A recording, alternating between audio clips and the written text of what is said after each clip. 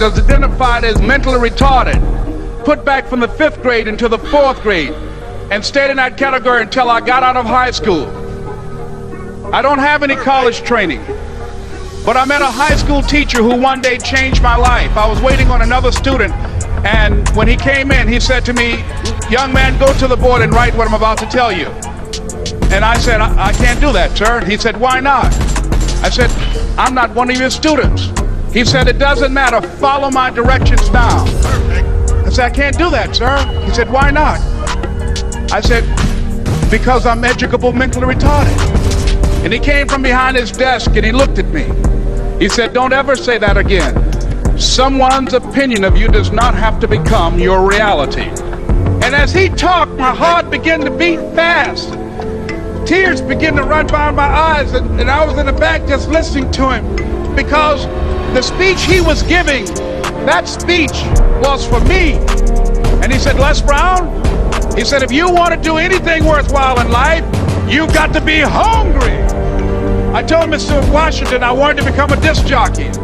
And so I started working to develop myself. He said, "I want you to practice every day being a disc jockey." I said, "But I don't have any job now." He said, "It doesn't matter." He said that it's better to be prepared for an opportunity and not have one than to have an opportunity and not be prepared. And as I was working to develop myself, I applied for a job as a disc jockey, WMBM on Miami Beach. I went to a guy named Milton Butterball. I said, "How you doing, Mr. Butterball? I'd like to get a job as a disc jockey." He looked at me, he said, "You have any broadcast background?" I said, "No, sir, I don't." "You have any journalism background?" I said, "No, sir, I don't." He said, "We don't have any jobs available." I said, "Yes, sir." I went back to Mr. Washington and I told him. He said, "Don't take it personally." He said, "Most people are so negative, they will have to say no 7 times before they say yes." He said, "Go back again." So I went back again. I said, "How you doing, Mr. Butterball? My name is Les Brown." He said, "I know what your name is. What do you want?" I said, "I'd like to know whether or not you have any jobs as a disc jockey, sir." He said, "Didn't I just tell you yesterday we didn't have any jobs?" I said, "Yes, sir, but I know whether or not somebody got laid off or somebody was fired, sir." He said, "No one was laid off or fired. Now get on out of here." I came back the next day like I was seeing you for the first time. I said, "Hello, Mr. Butterball, how are you?" He looked at me with rage. He said, "Go get me some coffee." I said, "Yes, sir." And I went to get him some coffee. After a while, I would get their lunch and dinner, and I would go in the control rooms and take the disc jockeys their food, and I would not leave until they would ask me to leave. One Saturday afternoon, while I was at the radio station, a guy named Rock was drinking while he was on the air. I was the only one there, looking at him through the control room windows, walking back and forth, young, ready, and hungry. Pretty soon the phone rang and it was the general manager. And I answered the phone. I said, "Hello?" He said, "Les, this is Mr. Klein." I said, "I know." He said, "Rock can't finish his program." I said, "I know." He said, "Would you call one of the other DJs in?" I said, "Yes, sir." I hung the phone up. I said, "Now he must think I'm crazy."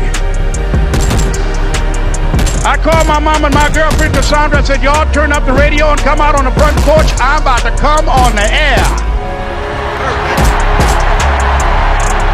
I waited for about 20 minutes, and I called him back. I said, "Mr. Klein, I can't find nobody." He said, "Young boy, do you know how to work the controls?" I said, "Yes, sir." He said, "Go in there and don't say nothing here." I said, "Yes, sir." I couldn't wait to get behind those controls. I put on an old Stevie Wonder record called Fingertips. I sat down behind that turntable. I said, "Look out, this is me, LB Triple P. Les Brown, your platter playing papa. There were none before me and there will be none after me. Therefore, that makes me the one and only. Young and single and love to mingle. Certified, bona fide, indubitably qualified to bring you satisfaction, a whole lot of action. Look out, baby, I'm your love man." I was hungry. I was hungry. You gotta be hungry. Begin to know that you have greatness within you. And if just one of you here begin to envision yourselves as being blessed and highly favored to reach your goals, if just one of you capture the essence of what that means, that you have greatness within you and a responsibility to manifest that greatness, that you can make your parents proud, you can make your school proud, You can touch millions of people's lives, and the world will never be the same again because you came this way. It was hard, ladies and gentlemen, coming to speak to people. And I was facing financial difficulties in my own life. I was behind on my bills and my dreams, and I'm saying to them, you can live your dream. It was hard, ladies and gentlemen. It was very difficult to pick myself up each day believing that I could do it. There were times that I doubted myself. I used to ask myself, can I do this? And something said within me, you're the one. Don't give up on your dream. By continuing to push forward, by continuing to run toward my dream, that one day I would have my own talk show. It's a long shot, ladies and gentlemen, from Liberty City, an abandoned building on a floor. Never knowing my mother or father. It's a long shot. Being here with you today in this dome in Atlanta, it's a long shot.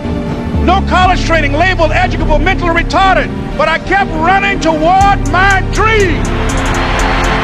Don't stop. Don't stop running toward your dream.